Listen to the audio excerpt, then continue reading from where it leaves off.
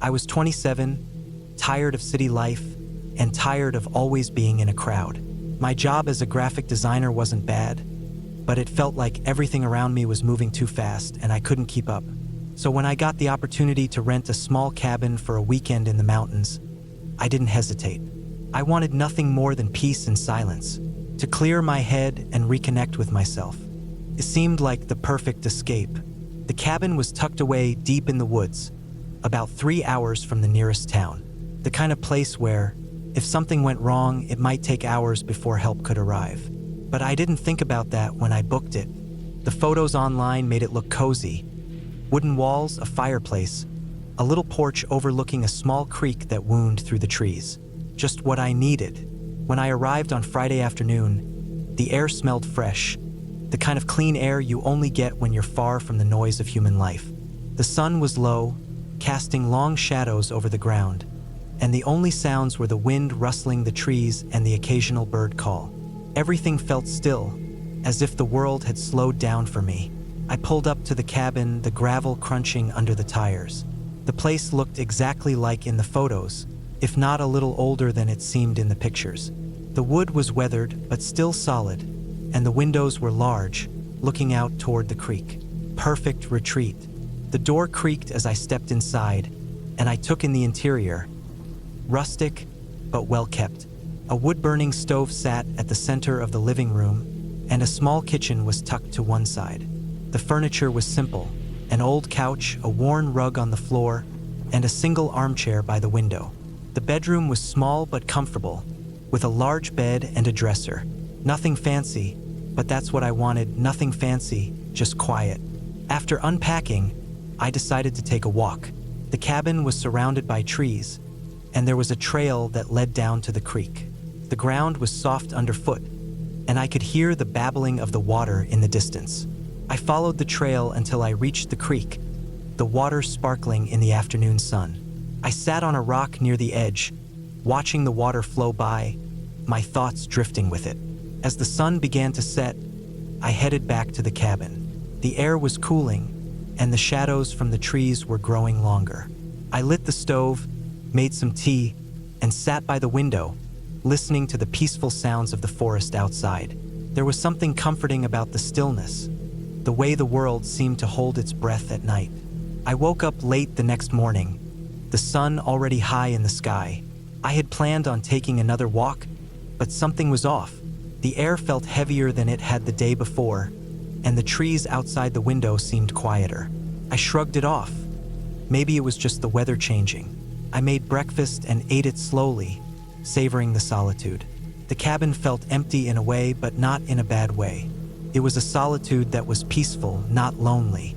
Yet as I ate, I couldn't shake the feeling that something was different. It wasn't a bad feeling, just a subtle unease that lingered in the back of my mind. I decided to take a walk anyway, to distract myself. The trail leading away from the cabin wound through a dense patch of forest, and it wasn't long before I found myself deep in the woods.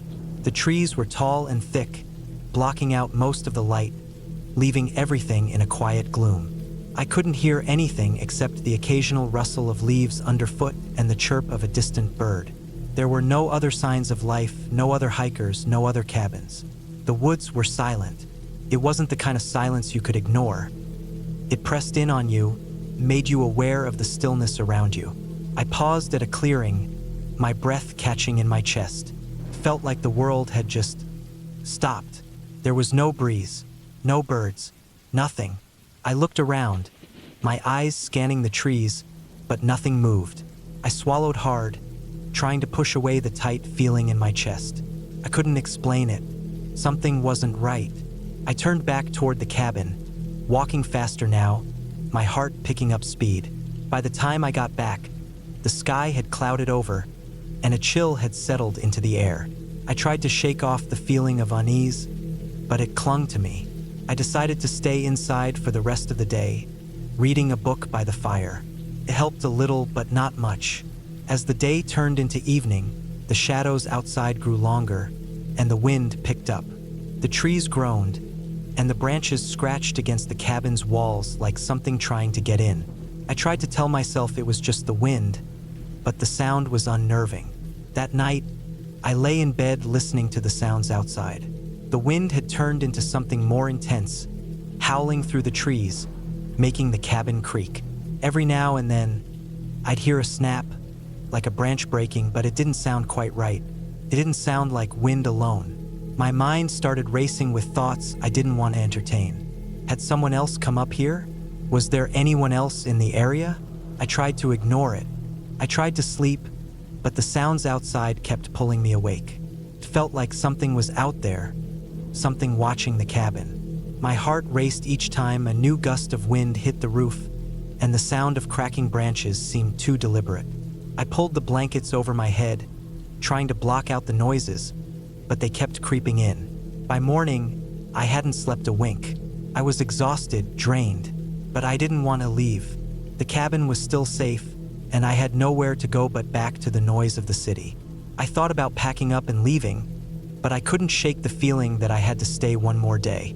I decided to go down to the creek again. The water was cold, and the rocks slippery underfoot, but I welcomed the distraction. The sun was finally peeking through the clouds, casting golden light over the trees.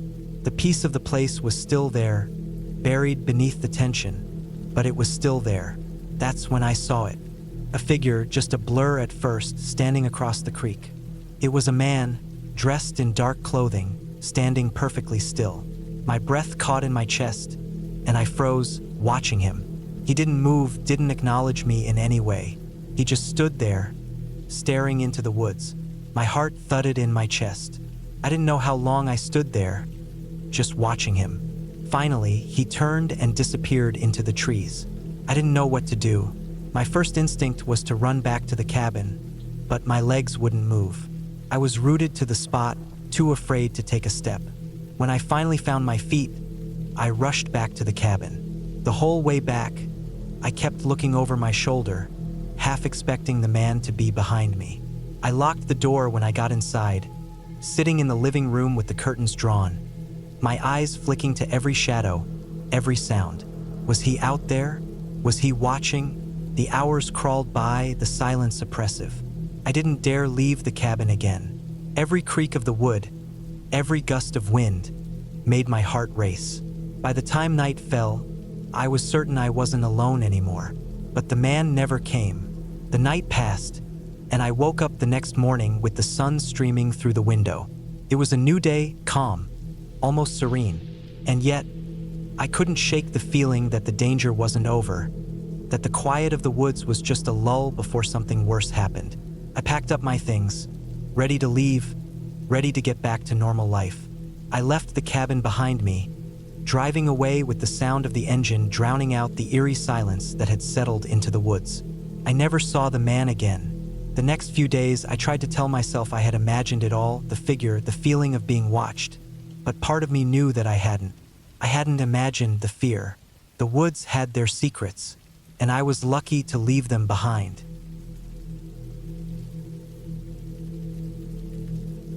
I was 36 when I decided to take a long break from city life. I had been working in logistics management for over a decade, and even though I wasn't old, I felt worn out in ways that didn't heal with just a weekend off or even a vacation. I lived in northern Illinois at the time, near Joliet, but I always had a thing for remote places. I grew up fishing with my dad in parts of northern Minnesota, and those memories stayed with me like warm echoes. Quiet lakes, thick forests, the crackle of firewood and the sound of loons calling at dusk. It was peace in its purest form. In September of 2021, I took 3 months off work. I used some savings, bought a used Jeep Grand Cherokee, and rented out a cabin up near Ely, Minnesota. This wasn't a luxury setup. I found it through a local listing board, a guy named Dale who owned a patch of land with 3 scattered cabins. He rented out the farthest one on the lot, the one that backed into about 10 square miles of nothing but state forest. It had no electricity, only a wood stove for heat, and the only water came from a pump 50 yards behind the place. To most people, that sounds like hell. To me, it sounded perfect. It was the kind of place where time just didn't matter. The cabin sat right at the base of a small hill, with thick pine trees pressing in around the edges. There was a rickety old porch with a busted swing chair that groaned when you sat in it. Inside, it had one small bedroom, a kitchen area, and a main room with a wood-burning stove and a couple of old armchairs. The windows were small and set high, probably to conserve heat during the winter. It was the kind of place where you had to chop your own firewood and keep your food in a cooler to keep the animals out. I brought my dog with me, Remy, a 7-year-old German Shepherd who was more alert than most people I knew. She had a sharp mind and was loyal to the core. I'd had her since she was a pup. She never left my side, and I trusted her instincts more than I trusted my own. I figured if something didn't feel right, Remy would let me know. The first 2 weeks went by like a dream. I spent my mornings hiking or fishing in the nearby lakes. Afternoons were for reading, making simple meals, or chopping wood. Nights were quiet except for the wind or the occasional howl of wolves deeper in the forest.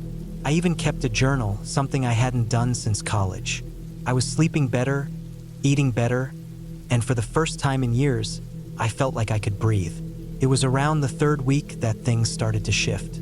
I was out tracking deer one morning, just for observation, not hunting, when I came across something strange. About 3 miles from the cabin, deep in the woods, I found what looked like an old trail. It wasn't marked on any of the maps I had, but it was clearly man-made. Faint tire tracks, maybe from an ATV or small off-road vehicle, ran along it. What caught my eye was how overgrown it was, like no one had used it in years, but the tracks were fresh. The leaves and pine needles had been pushed aside recently. Too recently. I followed it for about half a mile, Remy staying close and alert.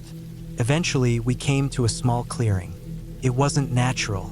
The ground was torn up, and there were signs of old posts like someone had tried building something there. But the strangest part was the smell. Not rot, not quite. Something metallic, sour. It made my stomach twist. Remy froze, ears perked, staring into the tree line like she saw something I didn't. I stood there for a few minutes trying to shake the unease, but I couldn't. We turned around and went back to the cabin. That night, I couldn't sleep. Remy was restless too. She kept getting up, pacing near the door, then going to the window. Around midnight, I heard something outside. It was faint but real, not an animal. Slow, steady crunching in the leaves. I killed the lantern and stood there in the dark, holding my breath, listening. Remy growled low under her breath. Passed after a while, whatever it was, but I didn't sleep at all. The next day, I hiked back to that clearing. I brought a hunting knife with me, just in case. The smell was still there, and this time I noticed something I'd missed before. There were bones, small ones, scattered around the base of a tree. Not clean, not stripped by predators. Almost like they'd been cut. I know the difference. My dad was a butcher before he retired. I saw enough carcasses growing up to know what natural decomposition looks like. This wasn't that. These bones had been processed. I didn't go further. I turned back, but I didn't go back to the cabin right away. I walked south for a while, maybe 2 or 3 miles, thinking maybe I could find where the trail started or led. I didn't. It just faded out into thick brush. That night, I barricaded the cabin door with a chair and kept the axe by my bed. Remy didn't sleep at all. Over the next few days, I started hearing things at night more often. Footsteps, the crunch of brush. Once, I swore I heard a faint humming sound. Not music, not anything I could recognize. Just a low, rhythmic hum, like someone was mumbling under their breath. It faded when I got close to the window. I started going out less. I stuck close to the cabin, only taking short walks during daylight. I felt like I was being watched, constantly. Then I found the wire. It was wrapped around a tree about 20 feet behind the cabin, just above eye level. Almost invisible unless you were looking for it. A thin copper wire strung tight between 2 pines. I followed it about 30 yards through the brush to a small, square black box nailed into another tree. Some kind of motion detector or trail cam, but it wasn't like anything I'd seen sold commercially. No brand name. Looked custom built. I didn't touch it. I didn't want whoever put it there to know I found it. Instead, I packed up Remy and drove into town the next morning. It was about a 40-minute drive. I bought a trail camera of my own, along with a pair of binoculars and a few other supplies, extra batteries, more lantern fuel, and a pair of thermal gloves. I didn't talk to anyone about what I'd found. I didn't want them thinking I was some paranoid outsider. I set up my trail cam the next afternoon, facing the back of the cabin. I angled it low, near where I'd found the wire, but hidden well enough that it couldn't be seen unless you knew exactly where to look. That night, I didn't light a fire. I sat in the dark with Remy beside me, staring at the back window. At 2:18 a.m., I heard footsteps. Not animal, human. They moved slowly right along the tree line. Remy stood, tail stiff, ears perked. I didn't move. I just listened. Then came the sound of metal, like something scraping against the tree bark. And then, silence. In the morning, I checked the trail cam. What I saw still makes my skin crawl. There was a man, mid-40s, maybe 50, standing near the wire just outside the cabin's rear view. He was wearing camouflage gear, the kind hunters wear, but his face was uncovered. He was just standing there, staring at the cabin. His expression was completely blank. No emotion. He didn't blink for over 30 seconds in the footage. Then, slowly, he moved out of frame. I packed my bag immediately. I didn't care about the 3-month plan. I'd had enough. Something was off about that whole area, and I wasn't about to wait around to find out more. I grabbed my essentials, loaded Remy in the Jeep, and started driving. But the road out had changed. Someone had felled a tree across the trail. It hadn't been down before. I would have seen it. This was fresh. The inner bark was still yellow and wet, like it had only just been cut. I backed up, turned off the engine, and sat there for a moment. I didn't want to get out, but I didn't have a choice. I had a hand axe in the back and started clearing branches. Remy was growling, pacing behind me, never taking her eyes off the woods. It took me 2 hours to get the road clear enough to drive around. Once I did, I didn't stop. I drove straight through the night and didn't look back until I hit Duluth.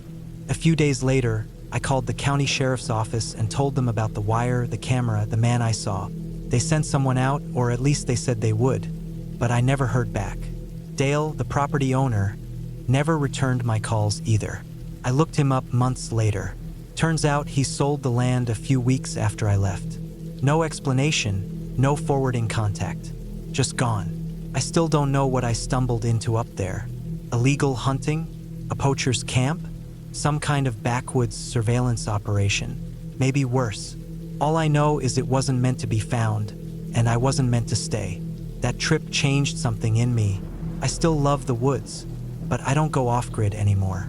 I stick to public campgrounds, trails with signs, places where other people are always nearby.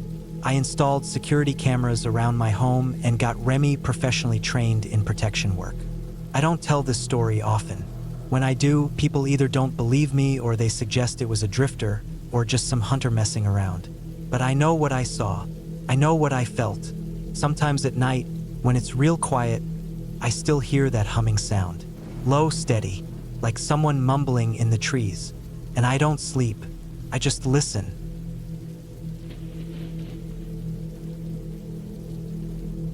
I was 34 the summer I took the job.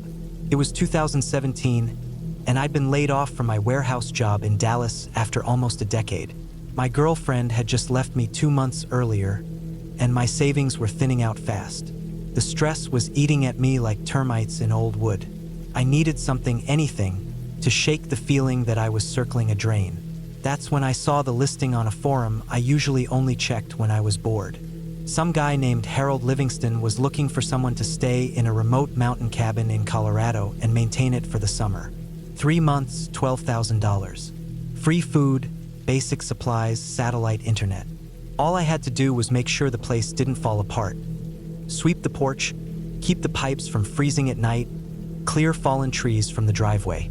Sounded like the perfect isolation gig for someone who wanted to disappear for a while.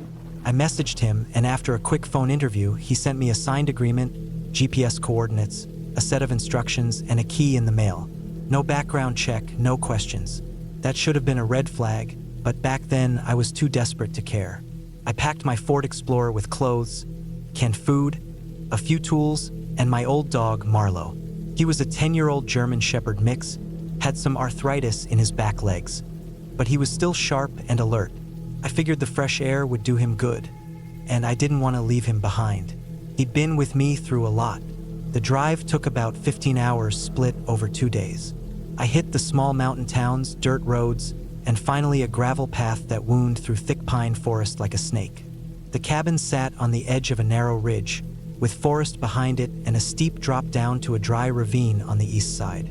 From the front porch, I could see across the valley and even catch glimpses of a river far in the distance when the sun hit it right.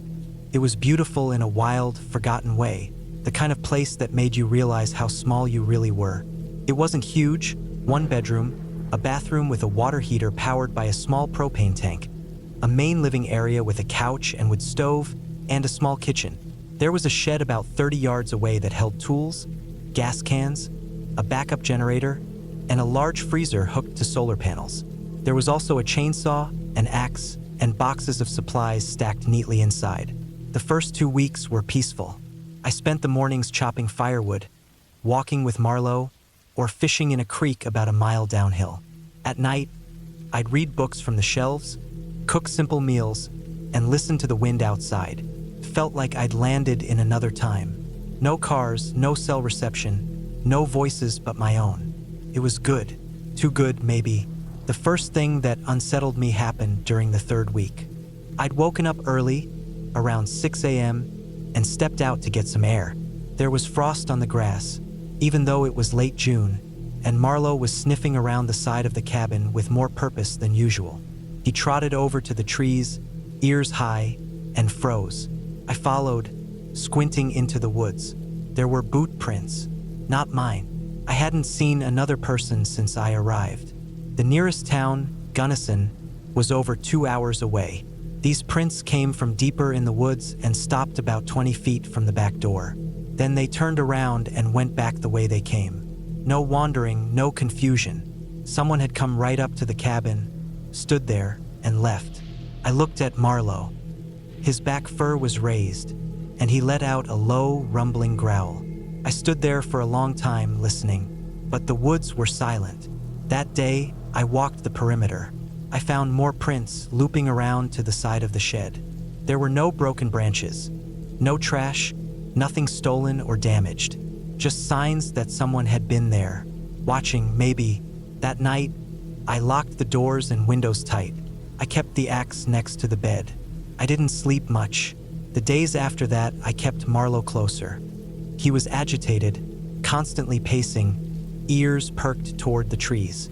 I tried to tell myself it was an animal, maybe a hunter or a lost hiker, but the prints were fresh, regular, and too precise. Whoever it was knew where they were going. They weren't lost. On the 28th day, I checked the shed to find the chainsaw missing. It had been there the day before. Nothing else was gone. Not the fuel cans, not the tools, just the chainsaw. It didn't make sense. Why take only one thing and something so loud and obvious? I called the satellite internet number Harold had left in case of emergencies, but it rang endlessly and then disconnected. I emailed him too. No reply. I started sleeping in short shifts, keeping watch in the living room with Marlo curled up beside me. He'd twitch and groan in his sleep, ears flicking. Sometimes he'd wake and bark at the door, even when nothing was there. Then came the noises. At first, it was knocking soft, almost playful, from the woods. Not on the door, but from the trees behind the cabin. Around midnight, always the same spot. Knock, knock, knock. 3 slow raps. I'd grab the flashlight, shine it through the window, but never saw anything. No prints. No movement. Just trees and darkness. I stopped going far from the cabin. The next incident happened during a storm. It was mid-July by then. Wind howling, rain pelting sideways. I was reading by lantern light when I heard the generator shut off. The lights blinked and died. Then, a loud thump on the roof. Not a branch. Something heavier. I froze. Marlo shot up, barking so loud it made my ears ring. I grabbed the flashlight and crept toward the door. Another thump. I aimed the light at the roof through the window. Nothing. The next morning, I found claw marks on the side of the shed. Long, deep gashes in the wood. Not from an animal. I could see where the chainsaw had been used. Someone had tried cutting into the shed from the back. But they gave up. Maybe they thought I'd be inside. Maybe they weren't ready yet. That night, I left all the lights on and slept with the axe across my chest. I'd been there 42 days when I decided to leave. It wasn't just fear. It was exhaustion. I was worn down from waiting, from trying to guess when or where they'd come next. I started packing before sunrise. Canned food, blankets, maps. I loaded the Explorer quickly, keeping the engine running. Marlowe jumped in fast, tail stiff, eyes scanning the tree line. But the car wouldn't move. The back tires were flat. I jumped out and saw 4 neat slices in the rubber. Not punctures, cut straight across like someone used a blade. Both rear tires, same pattern. I checked the shed, the spare was gone. That's when I knew they didn't want me to leave. I started preparing for war. I set up tripwires using cans and fishing line around the porch and windows. I boarded up the smaller windows with planks from the shed. I nailed a long board with screws through it just inside the back door. I kept the generator off, relying only on lanterns and firelight. I ate less, slept even less. Marlowe started losing weight. He wouldn't eat unless I sat beside him. His bark was weak, and his legs trembled more each day. But he still watched the woods. I didn't leave the cabin for 5 days straight. On the 6th night, the tripwire by the front steps snapped.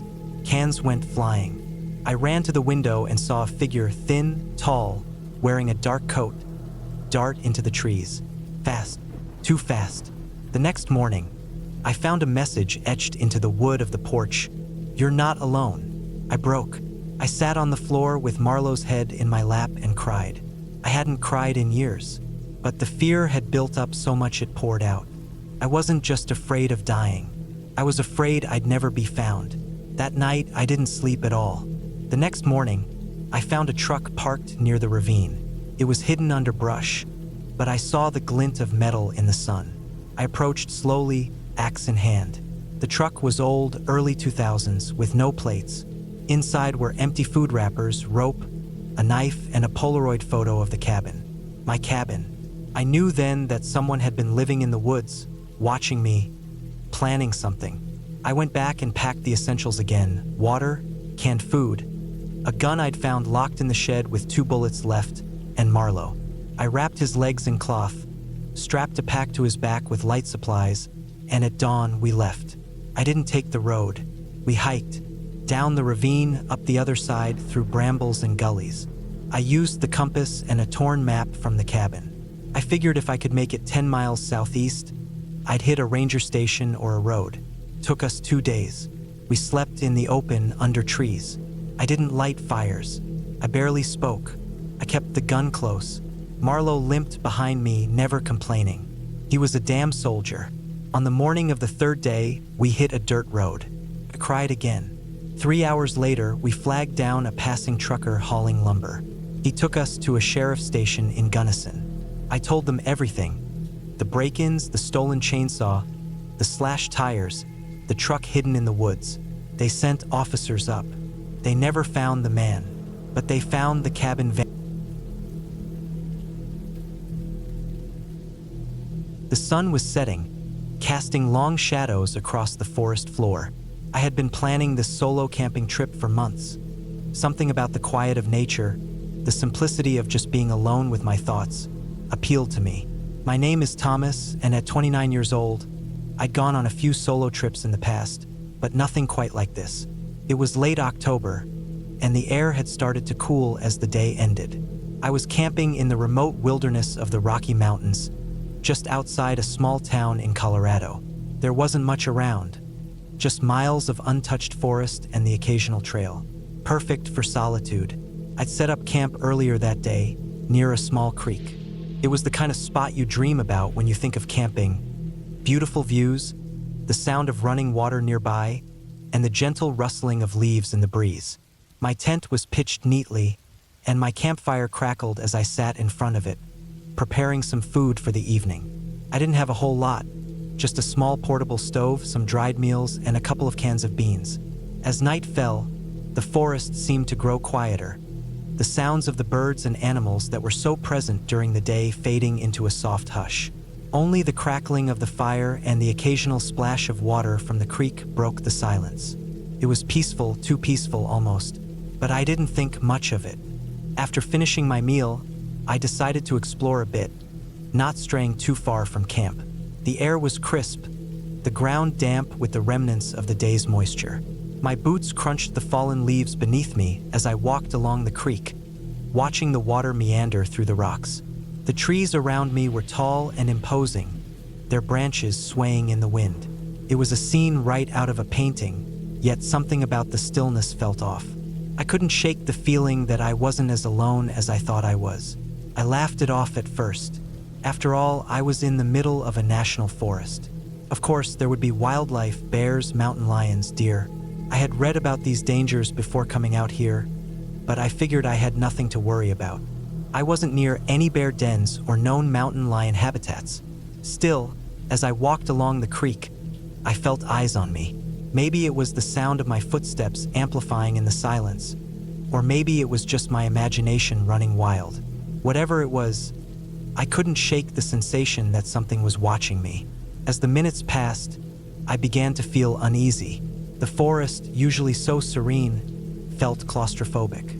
The trees seemed taller, the darkness deeper. I turned around and made my way back to camp quickly, brushing off the creeping paranoia that was beginning to settle in. When I arrived back at my tent, the fire was still burning, but the warmth from it seemed to have dimmed somehow. I fed more wood into the flames and sat down again, hoping the fire's crackling would calm my nerves. The night was now fully upon me, and the temperature had dropped considerably. I pulled on a jacket and zipped myself into my sleeping bag, trying to ignore the chill in the air. But as I lay there, staring up at the roof of the tent, I couldn't help but feel a growing sense of unease. The wind outside had picked up, and the branches of the trees creaked and groaned in the gusts. Every little sound seemed amplified in the stillness of the night. Hours passed in a restless half-sleep, my mind constantly drifting between wakefulness and dreams. The wind outside howled, the tent shaking lightly with each gust. I had just started to doze off when I heard it, a faint noise just barely audible over the wind. At first, I thought it was the sound of a large animal moving through the forest. Maybe a deer, maybe a bear, but it wasn't the rustling I had expected. This was different. It was almost like the sound of footsteps, slow, deliberate, coming closer. I held my breath, straining to hear. There it was again, a soft, shuffling noise, like someone walking through the underbrush. My heart began to race, and I found myself holding my breath. I could hear the crunch of leaves, the snapping of twigs underfoot. Whoever or whatever was out there was moving slowly, purposefully, as if they were aware of my presence. The footsteps stopped just outside my tent, and for a long moment, everything was silent. I couldn't move, couldn't breathe. I wasn't sure what to do. The idea of going out there to check was absurd. If it was an animal, I didn't want to risk startling it. But if it was a person, that thought sent a chill through me. I had read stories about people who went missing in the wild, never to be seen again, and now, alone in the dark forest, I wondered if I might be next. The minutes dragged on, the silence deafening. I waited, barely moving, listening for any sign of activity. The footsteps, if that's what they had been, didn't come back. Maybe I had imagined them, I thought. My nerves had been shot all day, and I had probably just been hearing things. But that didn't explain the faint scraping sound I heard next. A sound like something, or someone, was dragging something heavy along the forest floor. The sound was distant, but it was there. I slowly unzipped my tent just enough to peek out, but I didn't see anything. No movement, no sign of life. I stared into the dark forest, the firelight casting long, distorted shadows on the trees. Nothing. I didn't sleep at all that night. I spent the rest of the hours listening to every crack and groan the forest made, eyes darting to every shadow, convinced something was out there. By morning, I was exhausted, my eyes heavy with lack of sleep. But as I packed up my things and prepared to leave, I couldn't shake the feeling that I wasn't alone. The sensation of being watched persisted, even as I made my way back to the car. When I reached the trailhead, I saw something that made my blood run cold. A set of large footprints, deep and unmistakable, led right up to the edge of the trail, just where I had camped. They weren't from an animal. They were human. I quickly got into my car and drove away, never looking back. To this day, I don't know who or what was out there, but I know one thing for sure. I'll never go back to that part of the forest again. It was late September when I decided to take that camping trip. The kind of trip that was meant to be peaceful, a chance to disconnect from everything for a few days. No phones, no distractions, just me, nature, and the simple quiet of the woods. I was 28, living in a small town in Michigan, working a desk job that had started to wear on me. I'd been to this forest before, but only on day hikes. This time, I wanted to camp. I wanted to experience the full thing. Setting up a tent, cooking over a fire, and being out there in the quiet. Maybe I needed a break more than I realized, or maybe I was just tired of the noise of everyday life. Either way, I packed my gear, got in my truck, and drove a couple of hours to a place called Big Pines National Forest. I pulled up to the parking lot at the trailhead around mid-afternoon. It was colder than I expected for September, and the trees were starting to turn, their leaves showing off a little early autumn color. I could already smell the earthy, pine-scented air that I loved so much, and for a moment, I felt at peace. The trail I was heading to was a loop that stretched about 8 miles, and the campsite was right on a small creek. It was a popular spot for people who wanted to get away but still be close enough to civilization if they needed it. I knew it wouldn't be completely isolated, but that didn't matter. I was looking for solitude, not total isolation. I started the hike around 4 p.m., trying to pace myself. The trail wasn't difficult, mostly flat, and it wasn't long before I was deep into the forest, the canopy of trees overhead blocking out most of the sun. The air was cool but not cold, and with every step, I felt more and more disconnected from the hustle and bustle of the world. This was exactly what I needed. By the time I reached the campsite around 6 p.m., the sun was beginning to dip behind the trees. The spot was perfect, an open clearing next to the creek, with a fire ring already in place and a few logs set up as benches. I dropped my backpack on the ground, relieved to have made it. I set up my tent first, securing the stakes into the damp earth, then gathered some firewood from the pile nearby. The creek babbled gently behind me, and the sound was soothing. I started the fire without much trouble, something I was familiar with from my occasional camping trips. The flames crackled and popped, and the warmth spread through the cool evening air. I took out a can of chili and heated it over the fire, the smell of food mixing with the pine scent around me. As I sat there, eating and watching the fire dance, I couldn't help but feel a sense of accomplishment. This was exactly what I had needed. It wasn't long before the sun finally set, leaving the forest in a twilight haze. The stars began to appear one by one, slowly filling the sky with their cold, distant light. The firelight flickered, casting long shadows around the clearing. The only sounds were the crackling of the fire and the soft rustling of the leaves in the trees. I felt completely alone, but not in a bad way, just alone enough to be free of everything that had been weighing on my mind.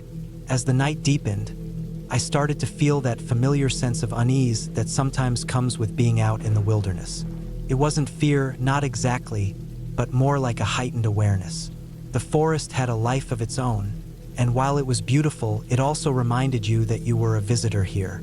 This wasn't home, and the longer you stayed, the more you realized how small and fragile you were in comparison to the world around you. I tossed another log on the fire, and as the flames flared up, I thought I saw something move at the edge of the clearing. It was quick, almost too quick to register, but I definitely saw it. Just a flash of movement, like something had darted between the trees.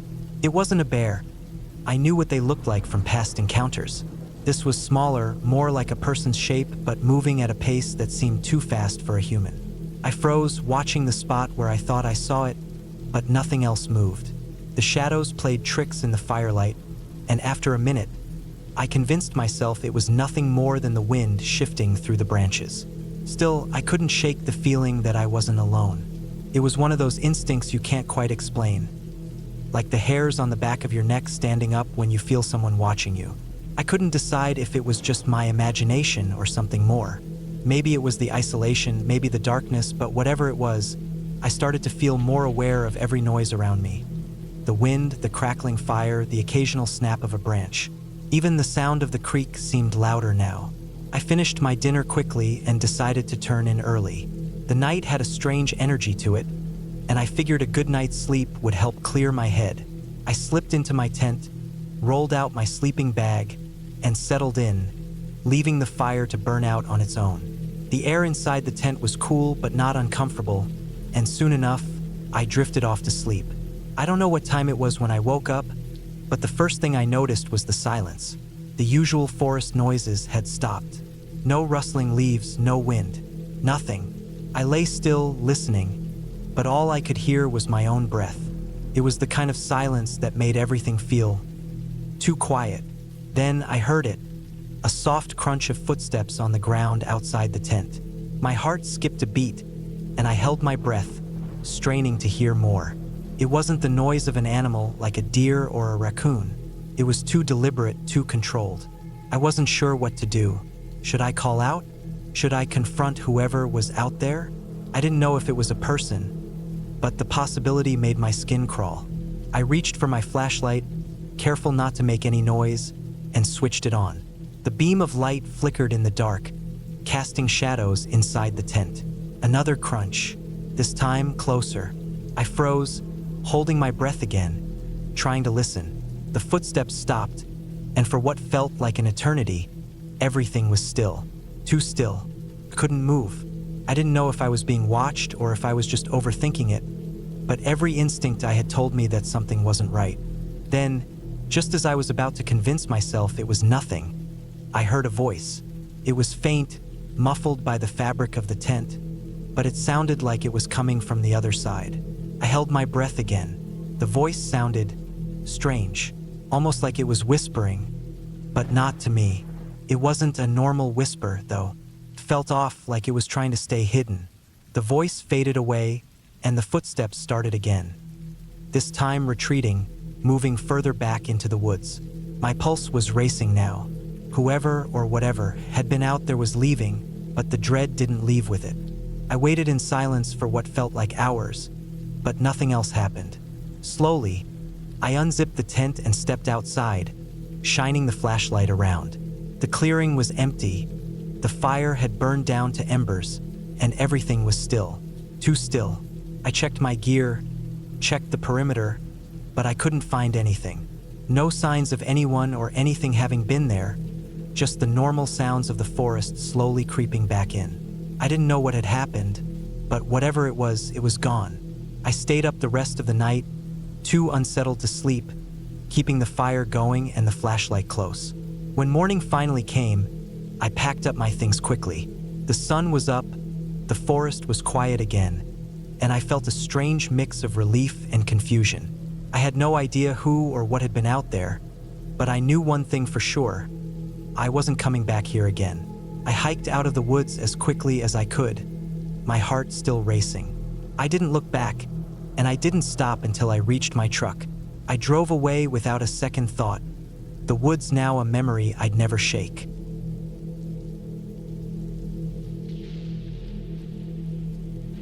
My name's Adam, and this happened in the summer of 2017. I was 29 at the time, living in Spokane, Washington, working as a freelance graphic designer. Work had been slow that month, and I needed to clear my head. I figured a solo camping trip would be a good way to reset. I'd done it before, driving out, hiking into the forest, finding a remote spot to set up camp for a few nights. No cell signal, no internet, just me and nature. That's what I wanted. I picked a spot near the Kaniksu National Forest, close to the Idaho border. It was a place I'd been to once with a group of friends years ago, but this time, I planned to hike deeper into the woods, somewhere off-trail where I'd have total solitude. I packed everything I needed: a lightweight tent, a sleeping bag, a hatchet, a propane burner, a knife, freeze-dried meals, plenty of water, my old .22 rifle for safety, and my backpacking gear. I also brought a notebook and a book I had been meaning to finish. I didn't tell many people where I was going, just left a note on the fridge for my roommate in case something happened. I drove out early on a Tuesday morning, parked near a dirt access road around noon, and started hiking in. It was about 85 degrees, clear sky, and no wind. I found a stream after about 5 miles, and the spot looked perfect.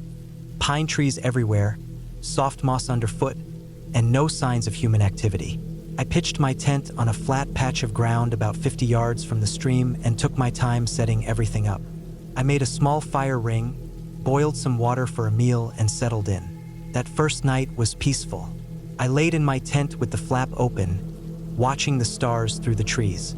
The only sounds were crickets and the occasional rustle of something small in the underbrush. I slept pretty well, considering I was on the ground. The second day, I woke up with the sun and took a short hike upstream, just exploring. I didn't bring my phone, it wouldn't work out here anyway, but I had a compass and marked a few trees so I wouldn't get lost. I found an old, toppled pine with a huge tangle of roots exposed and sat there for a while, listening. It was quiet, almost too quiet. No birds, no bugs, no wind. I figured maybe it was the time of day. I made my way back to camp around noon and started prepping lunch. Later that afternoon, I thought I heard someone yelling in the distance. It was faint, just a sharp sound like a scream or a shout. I paused and listened, but it didn't repeat. I thought maybe it was an animal, or maybe I was just hearing things. I brushed it off, but that night something felt off. Couldn't sleep. I kept hearing movement out in the woods, like twigs snapping. Could have been deer or raccoons, but it sounded slower, more deliberate. I held my rifle close and told myself it was just the forest playing tricks on me. Around 2 a.m., I heard a loud, quick snap, like a branch breaking underfoot. Close by, my heart jumped. I sat up and held my breath. Then it got quiet again. I didn't go back to sleep after that. The next morning, I found something weird. About 10 feet from my tent on a tree trunk, there was a long scratch. Not a normal one, this was clean, about 4 feet high and fresh. I touched it. The bark was stripped away.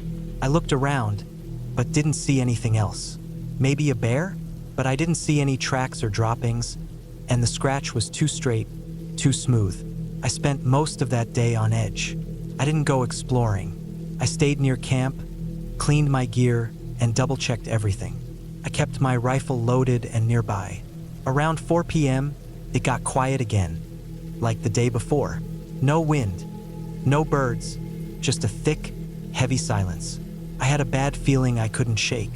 I boiled some water, ate dinner early, and decided to pack up the fire and call it a night before sunset. Around midnight, I woke up to a noise, something dragging against my tent. It was slow, steady, and right next to my head. I didn't move. I barely breathed. I could hear it scraping like a stick or maybe a finger running along the nylon. I held my rifle close and waited. After a minute or two, it stopped. I didn't sleep after that. I just sat there in the dark, staring at the walls of my tent, every little sound making my heart pound. At dawn, I unzipped the tent and stepped out. Nothing looked out of place except for one thing, a small pile of rocks stacked neatly about 10 feet from my tent. I hadn't made that. They weren't there the night before. It was 5 flat stones, stacked vertically, like a totem. Felt like a message, a warning. That was it. I decided to leave. I packed up quickly, kept my rifle in hand, and started heading back toward where I had parked. I moved fast, only stopping to drink water once or twice. About 2 hours in, I saw something that made my stomach sink. Another stack of rocks, just like the one near my tent. This time, it was right in the middle of the trail I was following back. I hadn't gone in a straight line, so there's no way it was the same pile. Now I was panicking. I pushed on, moving faster, trying not to trip over roots or rocks. My head was on a swivel. I kept feeling like I was being watched. I didn't see anything, but I couldn't shake the feeling. Then I found the deer. It was lying about 15 feet off the trail. Its throat was cut, not torn. A clean slice. No blood around it, which made no sense. Its eyes were still open. It didn't look like it had been dead long. The worst part? Another pile of rocks was placed right next to its head. I nearly threw up. I ran, full speed. I didn't stop until I hit the dirt road where my car was parked. I was sweating, shaking, and my chest hurt from the adrenaline. I tossed my gear in the back, locked the doors, and drove. I didn't stop until I hit a gas station about 30 miles out. I used the bathroom, washed my face, and tried to calm down. I didn't tell the clerk anything. I just bought some snacks and left. When I got home, I didn't sleep for almost 2 days. I kept the lights on, locked every door, and jumped at every sound. A week later, I went to clean out my backpack and found something inside that made my blood run cold. Tucked into a side pouch was a rock, flat, smooth, and the same kind that had been in those stacks. I didn't put it there. That was 8 years ago. I haven't gone camping alone since. I don't know who or what was out there, but it wasn't an animal. It wasn't random. Someone was in those woods with me. Someone who didn't want me there. I was being watched, followed, maybe even hunted. I never reported it. What could I say? That rocks showed up by themselves? That a deer had its throat cut in the middle of the forest? I still think about it. Every time I walk through the woods, I look for those stacked rocks. I haven't seen any since. But sometimes, I still wake up at night, heart pounding, thinking I hear something dragging against the side of my house. I don't camp anymore. I don't hike alone. And I never ignore that feeling in my gut again.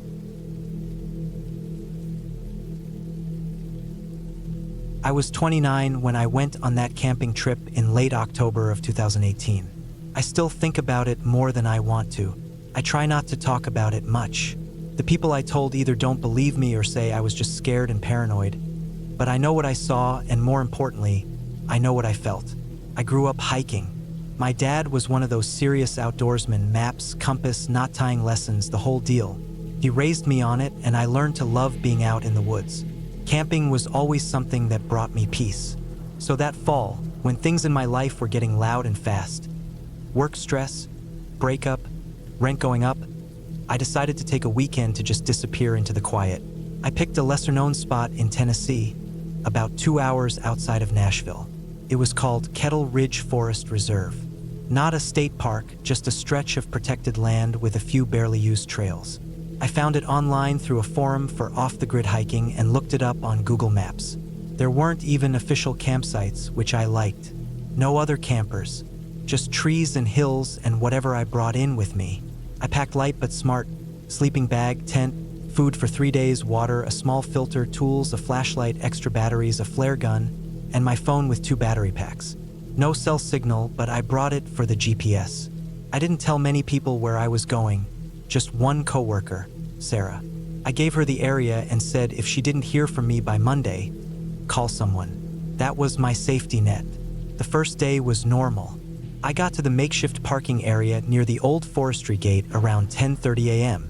The hike into the woods was a little rough. Uneven trail, fallen trees, thick underbrush. It had rained earlier that week, so the ground was still damp, and my boots sank in the mud a few times. But it was quiet, and I liked that. No cars, no people. Just whined through the trees and the occasional squirrel. I hiked about 4 miles in before I found a decent spot. A flat patch on a hill with a view of the ridge and a shallow stream below.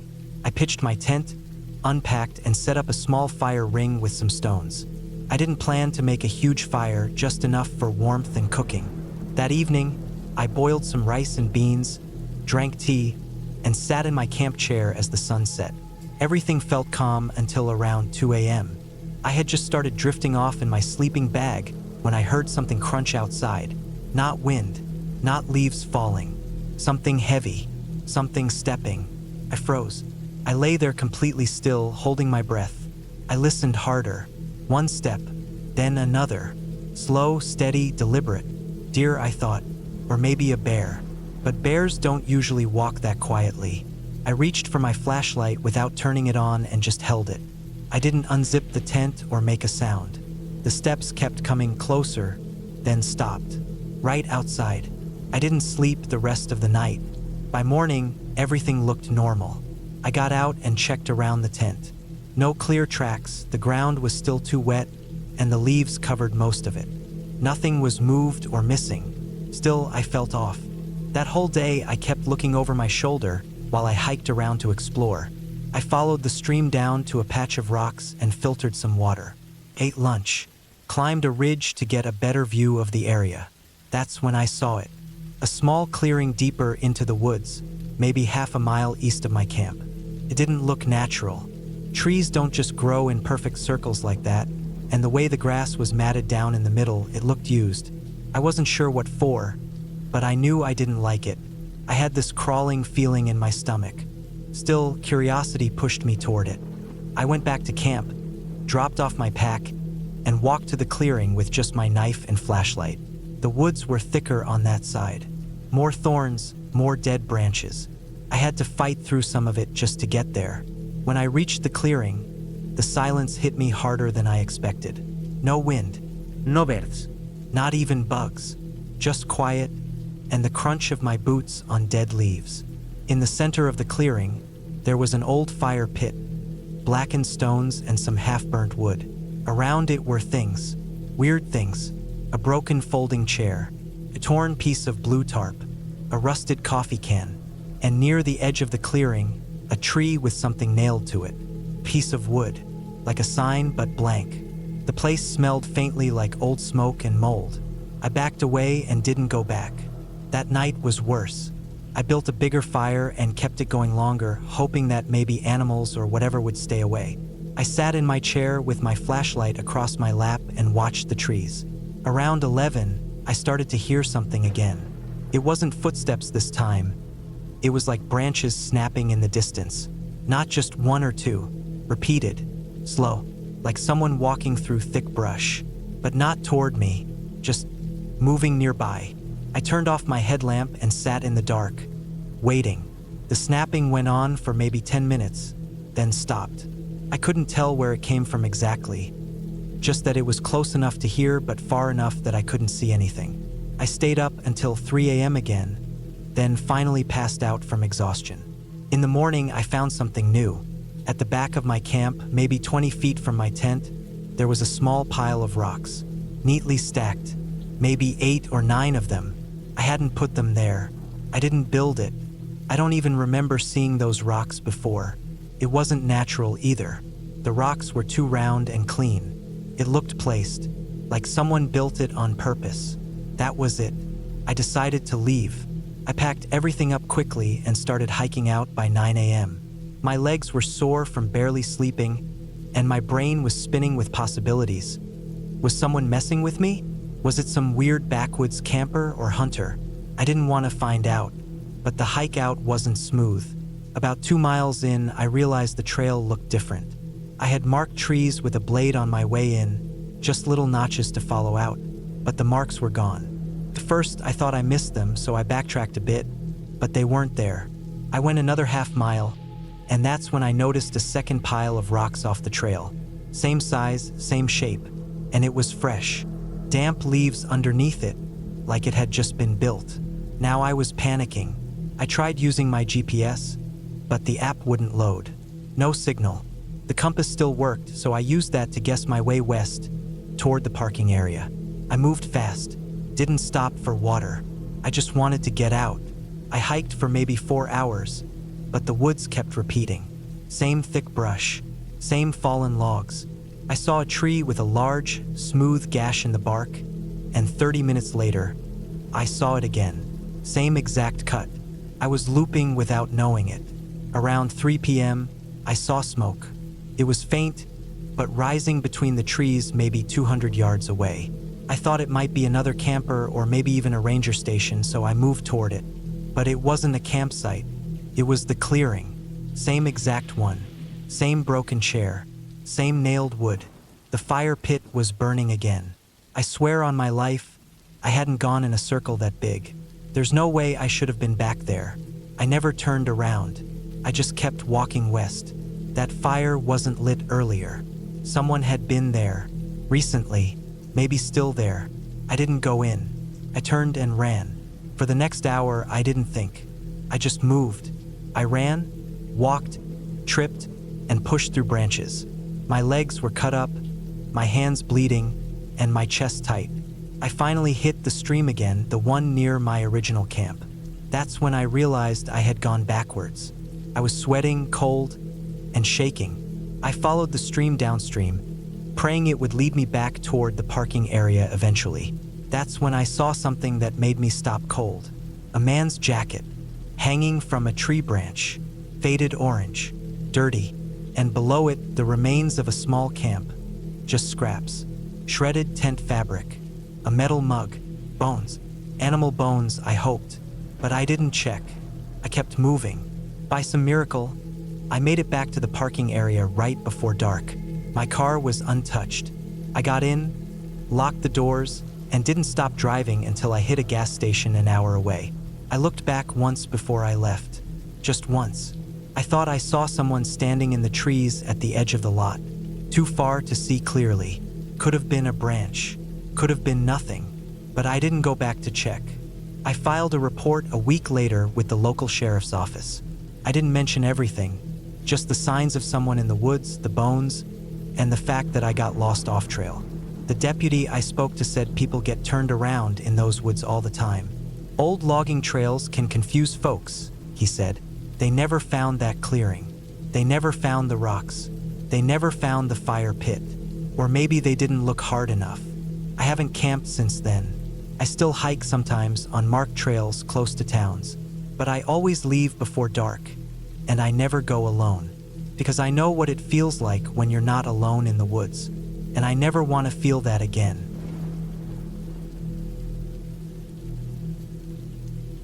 My name's Trevor Doyle, and in the summer of 2019, I made the worst mistake of my life. I was 34 back then. I'd been living in Knoxville, Tennessee, working a desk job at a logistics company. The work wasn't bad, but after nearly 10 years in that same office, I was beginning to feel like my life was slowly turning into copy paper and coffee cups. I had this itch in my chest that I couldn't scratch, a feeling like something important was slipping away, like I'd blink and wake up at 60 with a gut full of regret. That's when I decided I needed a break. I had a decent bit of vacation time saved up, and I figured the best way to reset was to get outside. Just me, a backpack, and nature. I'd done some hiking and camping growing up, mostly with my dad in the Smokies, but nothing too intense. Still, I figured I could handle myself. I planned a 4-day solo camping trip along the less traveled stretches of the Cherokee National Forest, near the border of Tennessee and North Carolina. I spent weeks mapping out my route, buying gear, checking weather forecasts. I wasn't going off the grid completely, but I wanted real solitude. No crowds, no other hikers, just trees, dirt, and silence. I picked an area east of Tellico Plains, past a place called Indian Boundary. It was supposed to be quiet and remote, with dozens of old logging trails crisscrossing through the woods. A buddy of mine, an ex-Marine who knew the area, gave me some GPS coordinates to check out. He said there were these old fire roads out there, barely visible now, but perfect for getting off the main paths. I marked them down. I left on a Thursday morning in early August. Weather was hot, mid-80s during the day, dropping to the 60s at night. I had a 60-liter pack with food, water, a tent, stove, first aid kit, and a satellite beacon just in case things went south. I didn't plan on needing it, but it made me feel better. Day one was uneventful. I parked my car near a forestry service gate and hiked about 7 miles in before making camp beside a small creek. The bugs were bad, but the sound of running water made up for it. I cooked some rice and tuna, set up my tent, and watched the trees turn dark as the sun dropped below the hills. I slept well that night. On the second day, I followed a narrow, overgrown trail up through a ridge. It wasn't on any official maps, but it had a faint old marker nailed to a tree. Looked like a rusted U.S. Forest Service tag. I figured it was one of the old fire breaks my friend mentioned. It wasn't easy walking. The trail was littered with branches, thorn bushes, and rocks, and the slope was steeper than I expected. By noon, I was sweating through my shirt and swatting at flies like crazy. I stopped to rest on a flat section of the trail. There was an old tree stump there, hollowed out in the middle, probably from lightning or rot. I remember thinking it looked like something out of a horror movie, but I laughed it off. I took a long drink from my Nalgene and kept walking. About 4 hours later, the trail completely disappeared. It just ended. 1 second I was pushing through weeds and shrubs. The next I was standing in a thicket of saplings with no clear path ahead. I tried circling around, looking for signs of worn ground or broken branches, but it was useless. The trail had either faded with time or I'd taken a wrong turn somewhere. I wasn't panicked, not yet. I had my GPS unit and I could always backtrack. So I pulled it out, flipped it on, and waited. Nothing. The screen stayed frozen on the boot-up screen. I restarted it twice, changed the batteries, tried everything. Still nothing. That's when my stomach dropped a little. I didn't like relying on electronics, but I'd made the mistake of letting the GPS do most of the route tracking. I hadn't paid close attention to land features or compass bearings. And now I was at least 10 miles from the car, deep in the woods with no clear trail and a busted GPS. I sat down and ate a granola bar, trying to stay calm. I figured I'd retrace my steps. I'd just follow the ridge back down, find the creek from the first night, and go from there. I started back the way I came, or at least I thought I did. But the further I went, the less things looked familiar. The light was starting to fade through the trees, and everything took on that eerie blue glow that makes shadows look like people. After maybe an hour of walking, I saw something up ahead, a plastic bag caught on a branch. I recognized it immediately. It was the one I'd used to pack out trash from the night before. That meant I just walked in a big damn circle. Now I was scared. I didn't want to hike in the dark, so I set up camp where I stood. I found a small clearing, pitched the tent, and boiled some water for soup. I kept hearing noises in the brush around me. Twigs snapping, leaves rustling. But I told myself it was just deer or raccoons. My mind was playing tricks. That night was rough. Couldn't sleep. Every time I closed my eyes, I'd hear something. Something too quiet to be an animal. More like movement. Slow. Careful. Once I thought I heard breathing outside the tent. I held my breath for so long I got dizzy. But the noise faded. I didn't sleep more than 2 hours. In the morning, I packed up fast and started walking. I used the position of the sun to try heading west, where I knew the highway was. But the terrain was awful. No trails. Just thick brush, fallen logs, steep gullies. My arms and legs got shredded by thorns. My ankles ached from uneven ground. I fell at least 3 times, hard. Around noon, I stopped to check my map, which at this point felt almost useless. As I sat there, swatting flies and sweating through my clothes, I heard something behind me, a soft crunch. I spun around, heart pounding. Nothing, just woods. But something had moved. I was sure of it. I picked up my pace after that. I was burning through water faster than expected, and my food supply wasn't built for this kind of detour. I only packed for 4 days, assuming I'd be back by Sunday. At some point in the late afternoon, I found something odd. An old hunting blind, rotted and half collapsed, about 6 feet off the ground in a dead tree. It looked ancient. I climbed up just to see if I could get a better view, maybe spot a road or a power line. What I saw instead made my blood turn cold. Far down the ridge, maybe 300 yards, was a small blue tarp, and next to it something else, a shape. I couldn't tell what it was at first, but it wasn't a rock. It was too smooth. I pulled out the monocular from my belt pouch and looked again. It was a backpack, and it wasn't mine. I stared at it for a long time, wondering if someone else had gotten lost out here too. Maybe they'd set up camp and bailed, or maybe they were still here. I decided to go check it out. It took me nearly 45 minutes to get down there through the mess of brush and broken trees.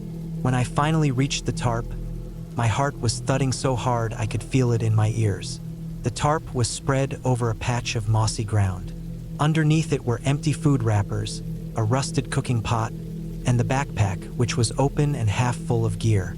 Most of it was moldy or water damaged. But the really strange part was how old everything looked.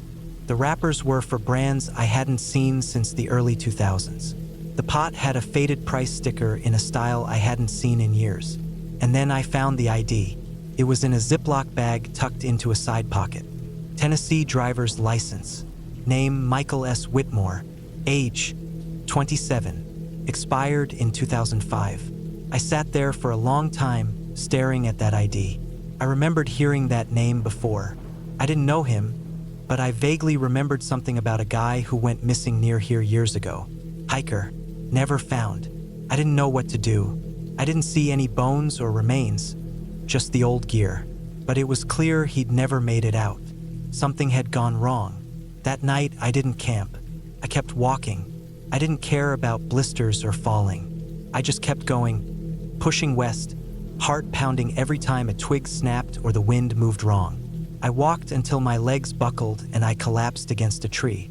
I dozed off there, sitting upright, jerking awake every 20 minutes. The next morning, I found a dirt road. At first, I thought I was dreaming, but no, it was real, an actual road. Narrow, overgrown, probably not used in years, but a road. I followed it for nearly 5 hours before I saw signs of life. A mailbox, a fence, then a trailer, sitting on cinder blocks, with a rusted pickup in the yard. No one was home, but the truck had a CB radio. I used it to call for help. 2 hours later, a forest ranger showed up. He looked at me like I was a ghost. They took me back to the ranger station, fed me and patched me up. I told them everything, including where I'd found the gear. They sent out a team a few days later and confirmed it. Michael Whitmore, officially missing for 14 years. They never found his remains. I don't know what happened to him. Maybe he fell, broke a leg, starved. Maybe he just got lost like me, but wasn't lucky enough to find a road. I haven't gone camping since. I still have the boots I wore out there. They sit in my garage, covered in mud I never washed off. Sometimes I still... It was early November when I decided to take some time away from everything. My life back home was chaotic, with too many things pulling me in different directions. I needed silence. I needed space. So when I found an old, secluded cabin online, deep in the woods of the Appalachian Mountains, I thought it would be the perfect escape. The cabin was isolated, surrounded by miles of trees, and far from any towns or other people. The ad said it was rustic but comfortable, and that was good enough for me. I booked the place immediately and packed up my things. I didn't tell anyone where I was going. I didn't want to be bothered. The drive up was long. The further I went, the more the road twisted and turned, becoming narrow and overgrown with wild grass. I didn't mind. Part of the allure of the place was its remoteness. By the time I arrived, the sun was low in the sky, casting long shadows across the dense forest that surrounded the cabin. I pulled my car up to the small clearing in front of the cabin, taking a moment to survey the area. The cabin was small but looked sturdy. The wood was weathered, darkened by years of exposure to the elements. There was a stone chimney, and smoke drifted lazily out of it, suggesting that the fireplace inside was already in use. I assumed the owner had prepared it for my arrival. I grabbed my bag and walked to the front door, which creaked when I opened it. Inside, the cabin smelled of old wood and earth, a scent that was strangely comforting. The interior was simple, just a few old chairs, a small dining table, and a fireplace. A few lanterns hung on the walls, their flames flickering in the dim light. The back wall had a large window that looked out onto the forest. The view was breathtaking, with the trees stretching as far as the eye could see. I set my bag down on the bed in the small bedroom and wandered around the cabin, taking in the rustic charm. The floor creaked under my feet, and the walls had small gaps where the wood had shifted over time. It wasn't perfect, but it was quiet. That was all I needed. I spent the evening inside, reading a book I had brought along and relaxing by the fire. The warmth of the flames was soothing, and the silence of the cabin was almost overwhelming. The wind howled outside, but inside, there was only the sound of the crackling fire. I felt at peace, but as the night wore on, something began to unsettle me. It wasn't anything specific, just an odd feeling, like I was being watched.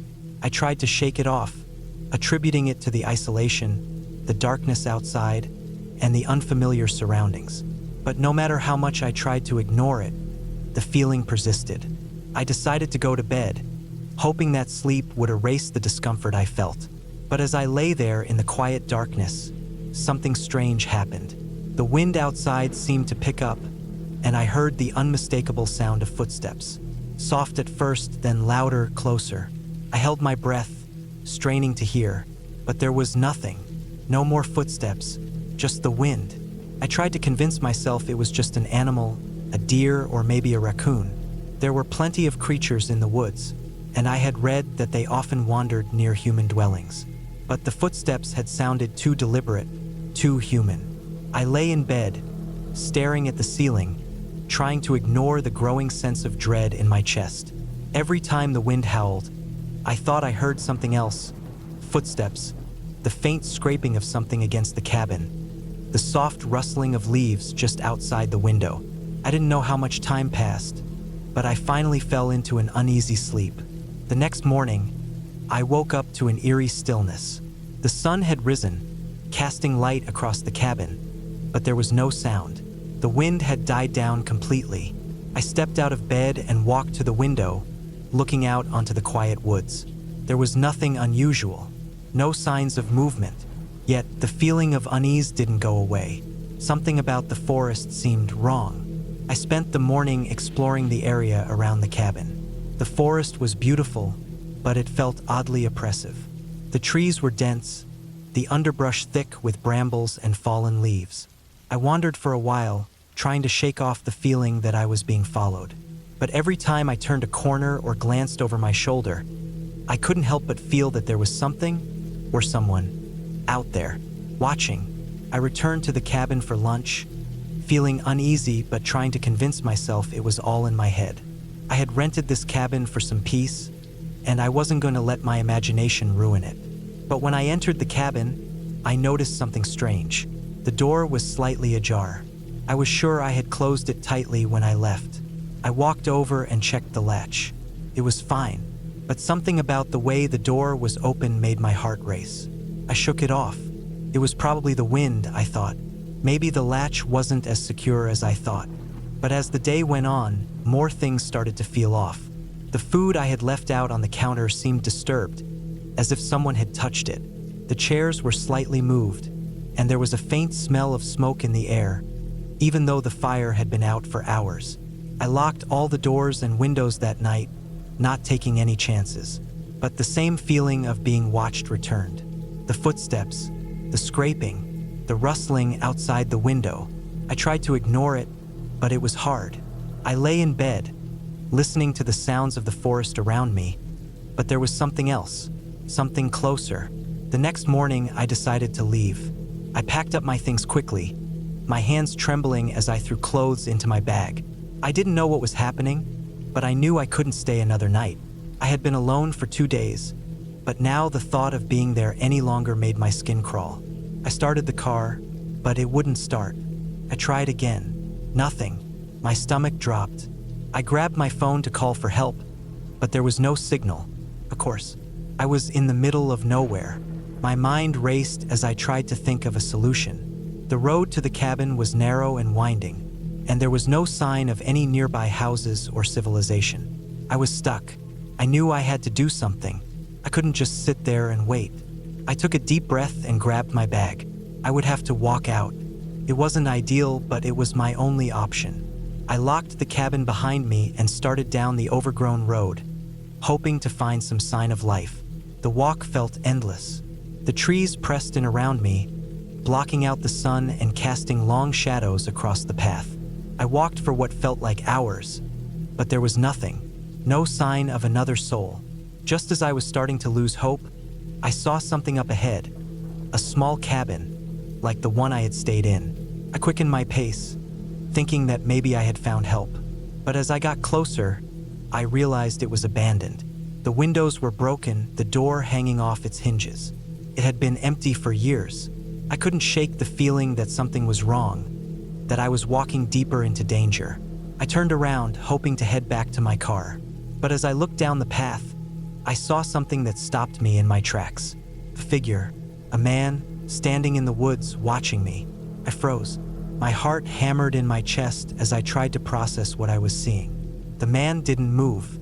He just stood there, his face obscured by the shadows of the trees.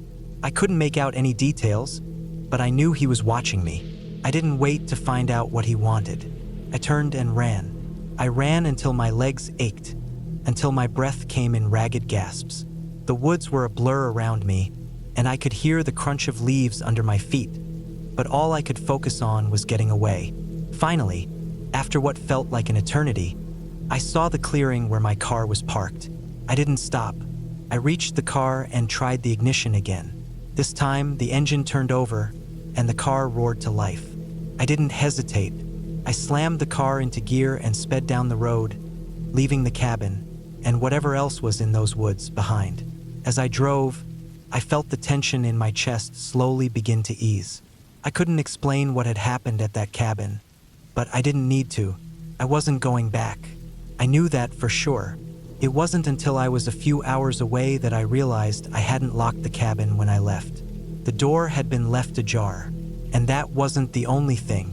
The thought of the man in the woods lingered in my mind, and I couldn't shake the feeling that he hadn't been the only one watching. I never found out who or what had been out there, but one thing was clear: I would never return to that cabin. Some things are better left unexplored.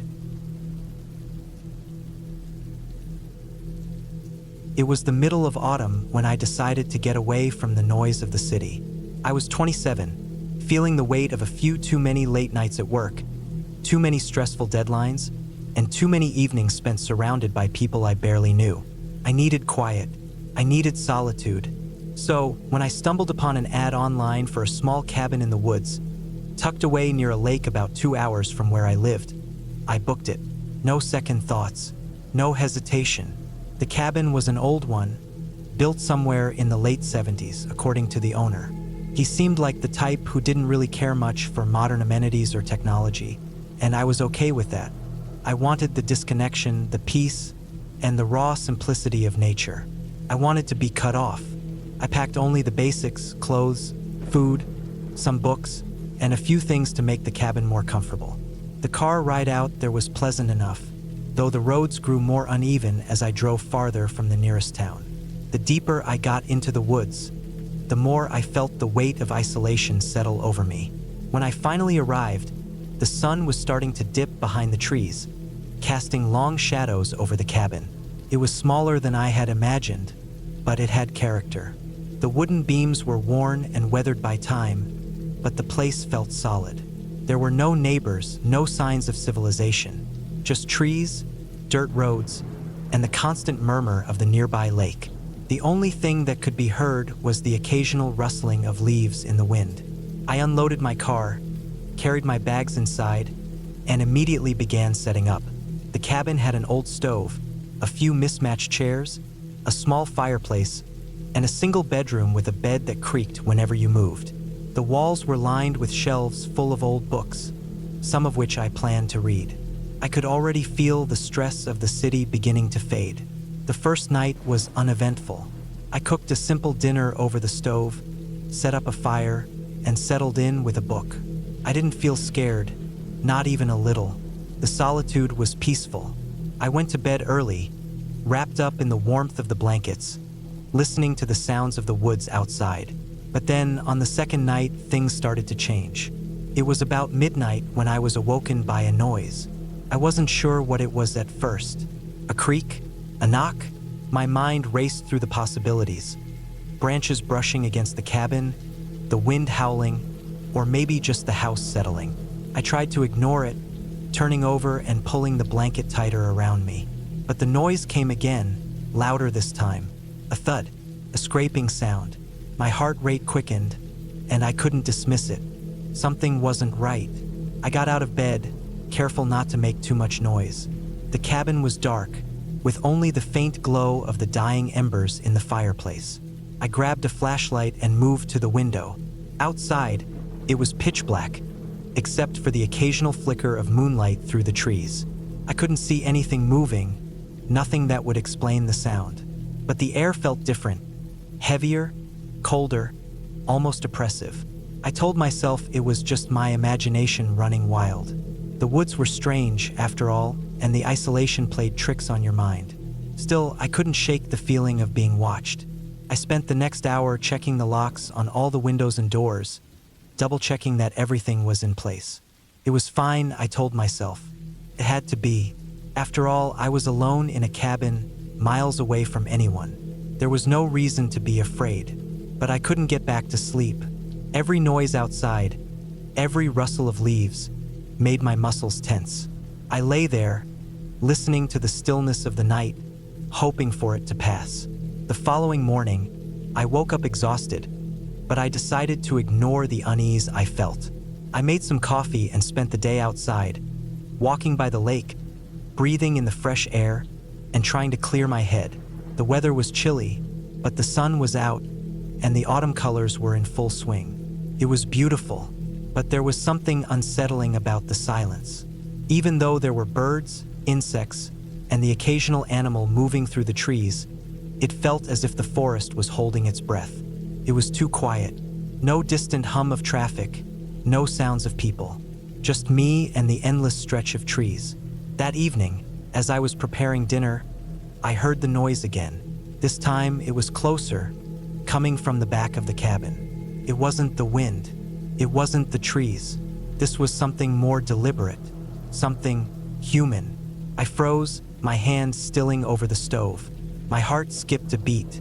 I set the spatula down slowly, then crept to the back window, the one that faced the forest. Nothing. No one. I checked the back door, locked. All the windows were shut, yet I couldn't shake the feeling that someone was out there. Someone watching me. By the third night, the sense of unease had grown to a palpable fear.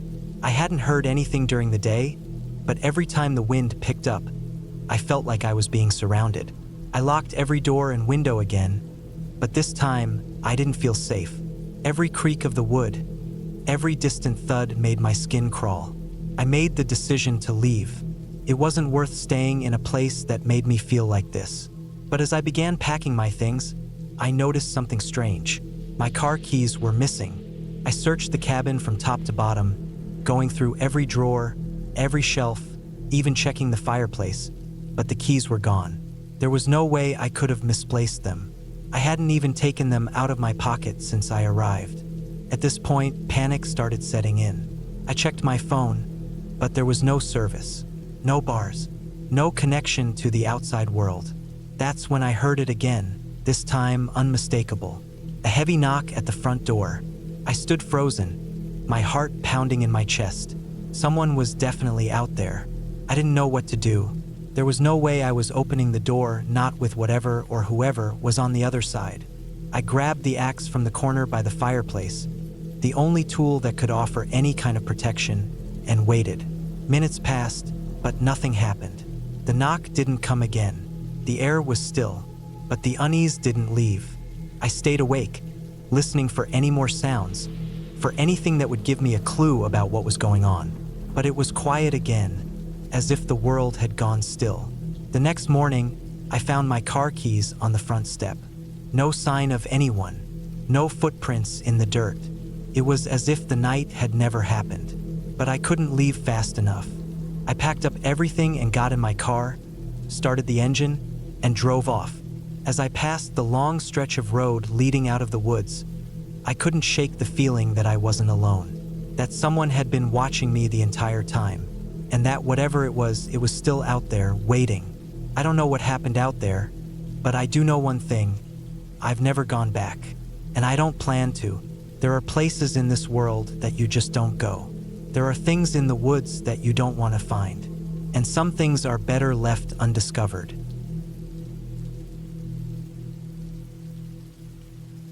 It's 8 p.m. The sky outside has just begun to turn a deep shade of navy, and I can feel the cold settling into the cabin as I take in the peaceful isolation of the woods around me.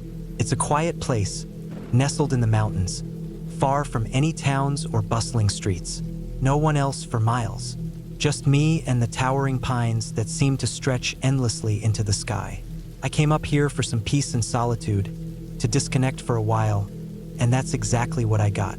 The small cabin was built years ago by an old man, judging by the worn-out edges of the floorboards and the rusted nails that barely hold the rafters in place. It's not much, just a single room with a tiny wood stove, a bed in the corner, and a simple kitchen setup. But it's cozy in its own way, and I like the stillness. There's something comforting about the quiet, a serenity that feels hard to come by in the modern world. As I sit at the table, sipping on my coffee, I think back to how I ended up here. After a long few months of work and stress, I needed a break, a chance to breathe. I figured a few days in the cabin would be just what I needed to reset.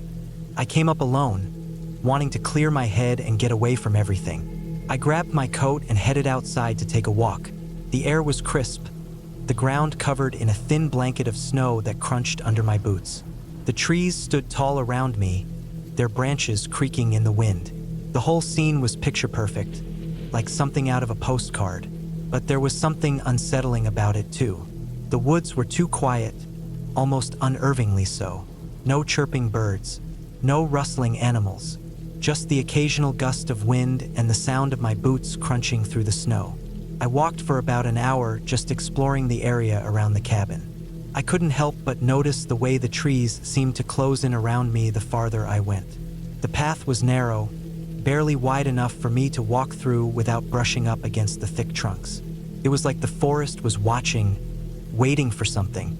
Eventually, I turned back, a slight unease settling in the pit of my stomach. It was nothing, I told myself, just the isolation. That's all it was. As I made my way back to the cabin, I noticed something strange. There were footprints in the snow leading up to the door.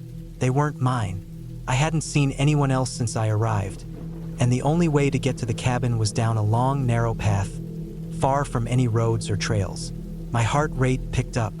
I'm sure it's nothing, I told myself again. Maybe it's just an animal, maybe someone had walked up here before me. But the tracks were too big to be from any animal I knew. They were human, clear and distinct, and they led right up to my door. I froze in place, staring at the prints. I didn't know what to think. For a moment, I just stood there, watching the tracks as if they might suddenly vanish. But they didn't. They were still there, etched into the snow, leading right up to my doorstep. I walked inside, locking the door behind me. I took a deep breath, trying to calm myself down. It's fine, I told myself. It's probably just someone passing by. The woods aren't as empty as they seem. But as the night settled in and the wind howled outside, I couldn't shake the feeling that I wasn't alone. The silence was broken only by the occasional crackling of the wood stove, and the shadows of the trees outside swayed in the dim light. I tried to relax, pulling a blanket around my shoulders as I sat by the stove. The heat from the fire was comforting, but the unease lingered. Every so often, I'd glance toward the window, half expecting to see someone standing just outside, staring in. I didn't sleep well that night. I kept waking up, the sound of the wind outside and the creaking of the cabin making me jump. Every time I closed my eyes, I saw those footprints in the snow, felt the weight of them pressing down on my chest. I couldn't get rid of the feeling that someone had been here, and they were still nearby, watching. The next morning, I woke up with a stiff neck, my eyes bleary from a restless night. The sun was just starting to rise, casting a faint golden glow over the snow outside. The cabin was still and quiet, the only sound the soft crackling of the fire. I decided to check outside again, just to see if the footprints were still there. Maybe I'd imagined it all. I opened the door and stepped out into the cold, the snow crunching underfoot. The tracks were still there, right where I had seen them the night before. But this time, something was different. There were more tracks. They didn't lead up to the cabin this time, though. They went off to the side, weaving through the trees. I could see them clearly, the prints sharp against the snow. They were fresh, as if whoever had made them had just passed by. My heart pounded in my chest as I stood there, staring at the trail. It was too late to turn back now, so I grabbed my jacket and began to follow the tracks, my breath visible in the cold air. The path wound deeper into the woods, and with each step, the feeling of unease grew stronger. The trees loomed overhead, casting long, dark shadows on the ground. The silence was oppressive, broken only by the sound of my footsteps and the occasional crack of a twig beneath my boots. I don't know how long I walked. The tracks led me further and further away from the cabin, twisting through the dense forest. My mind raced with questions. Who had made these tracks? Why had they come up here? And why did they seem to be leading me somewhere? Eventually, The trail stopped at a small clearing. In the center of it stood a shack. It was old, the wood weathered and rotting. The door was ajar, and the windows were shattered, the glass long since fallen out. It looked abandoned, like something out of a nightmare. I stood there for a moment staring at the shack. The tracks led right up to it, but no one was around. No movement, no sounds. Just the silence of the forest pressing in. I took a deep breath and stepped forward, my pulse quickening. My feet crunched in the snow as I walked closer to the shack. The door creaked as I pushed it open, and I immediately regretted it. The air inside was thick, stale, and musty. The smell of rot hit me hard, making me gag. It was dark inside, the light from outside barely filtering through the broken windows. I stepped inside, my eyes scanning the room. There was nothing here, just old furniture covered in dust and cobwebs. But then, my gaze fell on something that made my blood run cold. In the far corner, there was a pile of clothing, mostly torn and shredded. It looked like someone had been living here. My mind raced, and I could feel the panic rising in my chest. Someone had been here, and they were still out there. I needed to get back to the cabin. I turned to leave, but before I could, I heard a sound, a rustling coming from behind me. I spun around, my heart pounding in my throat. I couldn't see anyone, but the feeling of being watched was overwhelming. I rushed to the door, my hands trembling as I pulled it open. The moment I stepped outside, I saw something move out of the corner of my eye, a figure standing in the trees just beyond the clearing. I froze, my blood running cold. The figure didn't move, just stood there, staring at me. I didn't know what to do. My mind raced, my body frozen in place. But something deep inside me told me I needed to leave. I turned and ran back toward the cabin, my feet slipping in the snow as I sprinted through the woods. My heart was pounding in my chest, and I could hear the sound of footsteps behind me, getting closer. I didn't stop until I reached the cabin. I slammed the door shut and locked it behind me, my body shaking with adrenaline. I leaned against the door, my chest heaving as I tried to catch my breath. The rest of the night passed in a blur. I stayed inside, the fire crackling in the stove, and didn't move from the cabin. I didn't hear anything else from outside, but I knew someone had been out there. Someone was watching me. The next day, I left. I couldn't stay another minute. I packed up my things, locked the cabin behind me, and drove away. I haven't been back since, and I don't think I ever will. The woods are quiet again, but I'll never forget the feeling of being watched, of knowing someone was out there, waiting. Sometimes, when I close my eyes, I still feel it. That cold, eerie feeling that I'm not alone, that I never was. It was early October of 2017 when I decided to take some time off from everything. I was 32, living in St. Paul, Minnesota, working in property management, and I'd been getting chewed up by stress for months. Emails, phone calls, complaints. It felt like every hour of my day was claimed by someone else. I needed silence. I needed to hear myself think again. I hadn't slept right in weeks. When I finally burned through the last of my patience and sent a resignation email one Friday night, I packed a few things and got out the next morning. I remembered a small, off-grid cabin that my uncle had owned near Deadfall Ridge in northern Wisconsin. He'd passed away a few years earlier, and no one had touched the place since. I still had the key on an old ring. It wasn't far, maybe a 4-hour drive northeast. I didn't tell anyone where I was going. I didn't want anyone knowing. I just needed to vanish for a while, away from lights, noise, everything. I loaded up my Subaru with a cooler, camping stove, canned food, extra water, a first aid kit, some books, and a sleeping bag. I took a small Ruger .22 rifle just for peace of mind, mostly for critters, I figured. The cell signal would be non-existent up there, so I downloaded some offline maps and a GPS backup. The plan was simple. Go up, spend a week in total silence, reset my brain, then come back to the world. The road narrowed the further I went. Asphalt turned to gravel, gravel turned to dirt, and eventually even that gave out. The trail was overgrown, but I remembered just enough to keep going. It was late afternoon when I finally pulled up beside the cabin. The place looked worse than I remembered. Moss was creeping up the sides, and one of the shutters was hanging half off. Still, the roof looked intact, and the door was still locked. Inside, it smelled like dust and dry wood. There were cobwebs in the corners and mouse droppings near the sink, but nothing too wild. The water pump was bone dry, which I expected, and the fireplace had old ash in it. I cracked a few windows and let the air settle.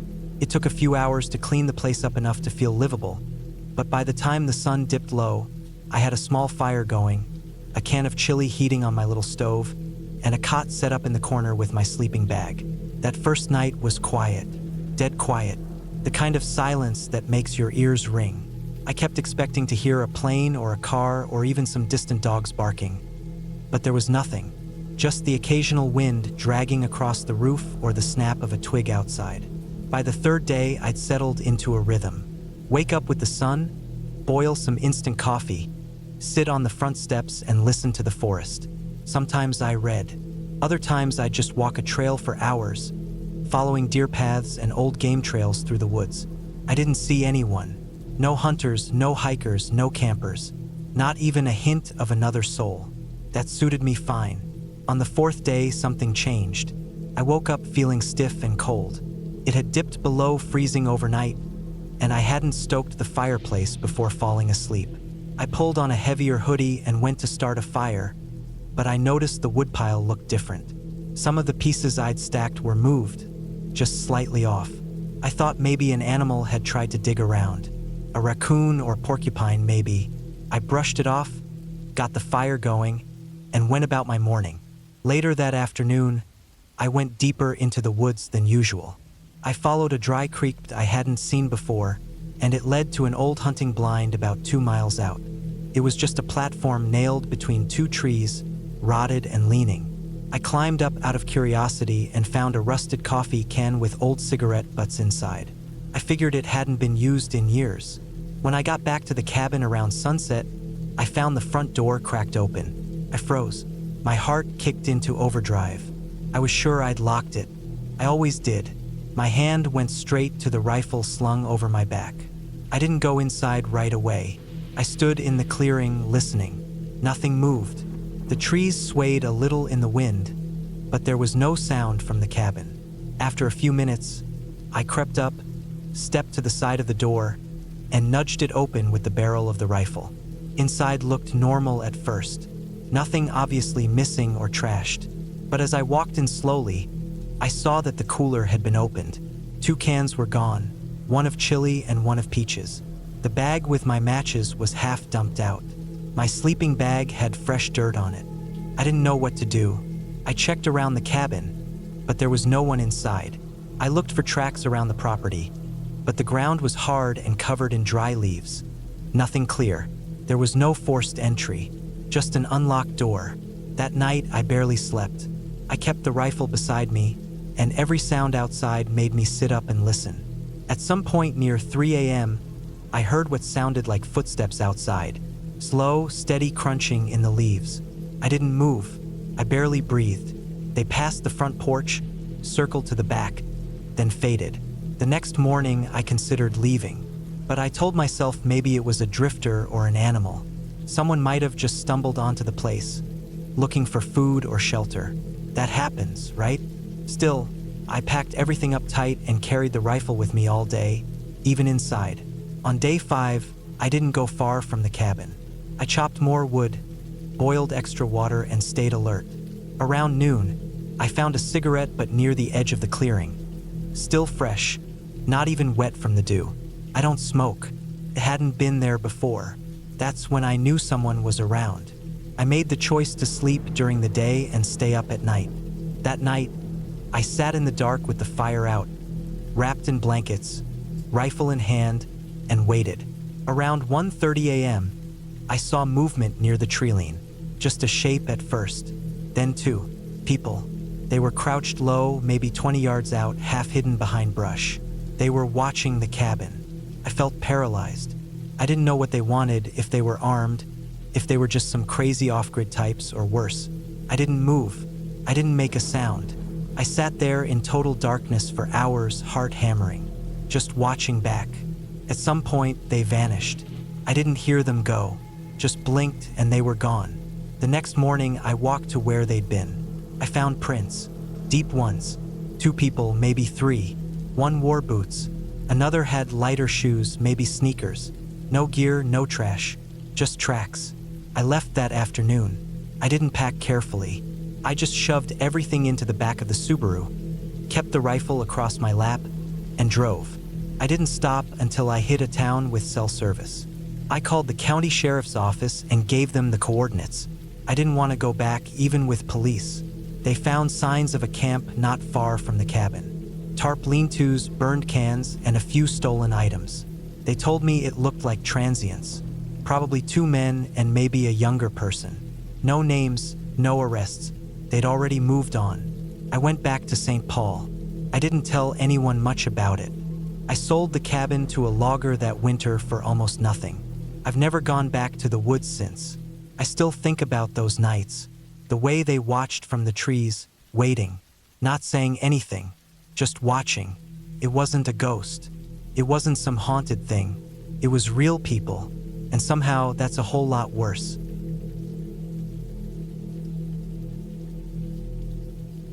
I had always wanted to spend time alone in a remote cabin. The idea of getting away from the constant noise of the city and the endless digital distractions seemed like a perfect break. When I found an old rental listing for a secluded cabin deep in the mountains, I booked it for a week without hesitation. The listing mentioned that the cabin was miles from the nearest town, with no cell service and only a small dirt road leading to it. That was exactly what I wanted, pure isolation. I arrived late in the afternoon. The drive up had been rough. The road was narrow and barely maintained, with potholes deep enough to rattle my truck. Thick trees lined both sides of the road, their branches arching over the path like they were closing in. When I finally saw the cabin, I felt a mix of relief and unease. It looked older than I expected, with weathered wood and a sagging porch. The place felt forgotten, like no one had been there in years. I parked the truck and stepped out, stretching my legs after the long drive. The air was crisp, the smell of damp earth and pine heavy around me. The only sounds were the wind through the trees and the distant rush of a river. It was eerily quiet. The cabin was small but functional. A single room with a fireplace, a kitchenette, and a cot in the corner. The furniture was old, the wooden floor scuffed from years of use. A thick layer of dust covered everything. I found a cabinet with some basic supplies, canned food, matches, and a few old tools. The generator behind the cabin was still in working order, giving me enough power for the lights and a small heater. As night fell, I made a fire in the fireplace and settled in with a book. The wind outside had picked up, howling through the trees. Occasionally, I heard something creak outside, but I told myself it was just the wind or some animal passing through. The first night was uneventful, though I woke up a few times to the sound of something moving outside. I told myself it was just the wind shifting the trees.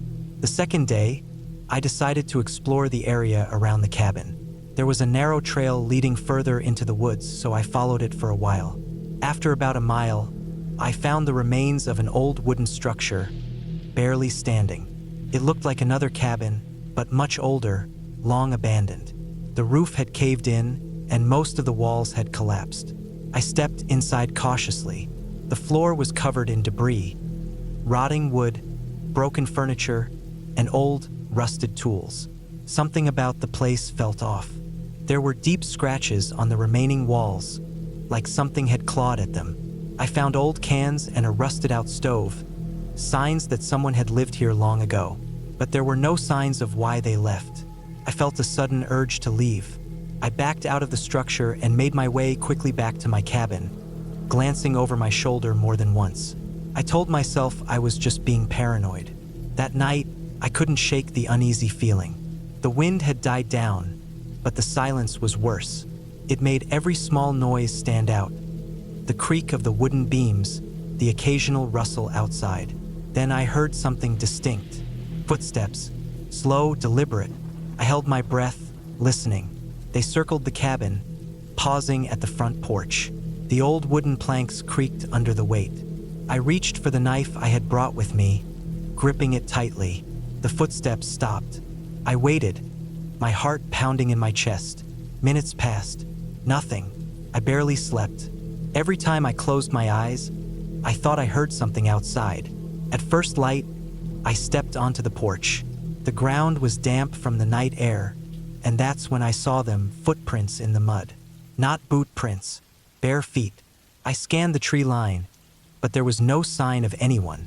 My gut told me to leave, but part of me wanted to believe it was just a hiker who had wandered too close. The third night, things escalated. I barricaded the door with a chair, just in case. Around midnight, I heard something again. This time, it wasn't just footsteps. I heard breathing, close, right outside the cabin. Then, a slow, deliberate knock on the door. I stayed completely still.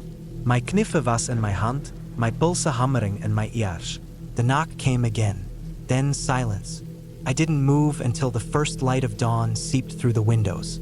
When I finally dared to check outside, the footprints were back. They led from the woods, stopped at my door, then disappeared back into the trees. I had seen enough. I packed my things and loaded them into the truck as fast as I could. As I was about to leave, I looked back at the cabin one last time. That's when I noticed something that made my blood run cold. The chair I had used to barricade the door, it was moved.